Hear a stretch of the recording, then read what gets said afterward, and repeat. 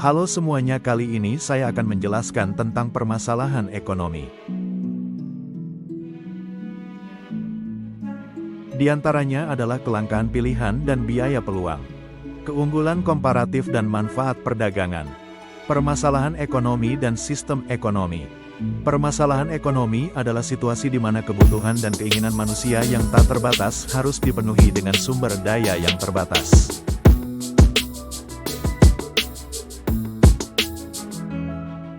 Kelangkaan, pilihan dan biaya peluang. Kelangkaan dalam ilmu ekonomi adalah situasi di mana sumber daya yang tersedia tidak cukup untuk memenuhi semua kebutuhan dan keinginan. Kelangkaan yang terjadi karena sumber daya yang digunakan untuk memproduksi barang dan jasa seperti alat produksi, tanah, dan modal kerja terbatas, sedangkan keinginan kadang tak terbatas. Berikutnya, biaya peluang atau opportunity cost adalah biaya yang dikeluarkan oleh seseorang atau institusi ketika memilih suatu kegiatan, maka harus ada pengorbanan. Berikutnya, ada manfaat perdagangan, yaitu dapat meningkatkan pertumbuhan ekonomi, GDP, pajak, serta memperoleh keuntungan. Karena target Presiden Prabowo adalah peningkatan GDP mencapai 8%. Berikut ini adalah unsur daripada GDP, yaitu belanja konsumen, government spending, ekspor harus lebih besar daripada impor, atau bisa disebut net ekspor. Yang terakhir ada investasi asing yang masuk ke dalam negeri, atau capital inflow, harus ditingkatkan.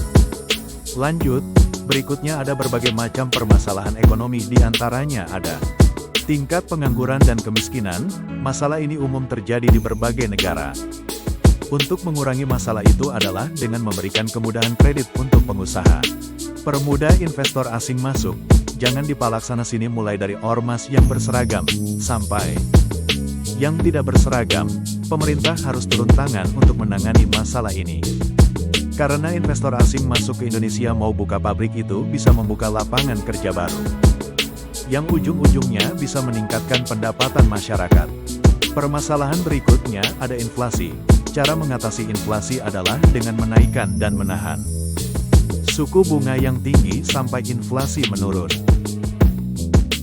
Fenomena ini biasa disebut higher for longer, artinya suku bunga tinggi dalam jangka waktu lama. Karena ketika suku bunga bank tinggi akan banyak orang yang nabung ke bank karena returnnya tinggi. Dan ini bisa mengurangi peredaran uang yang ada di masyarakat. Tapi efek lainnya adalah pertumbuhan ekonomi menurun karena semua orang menahan uangnya di bank.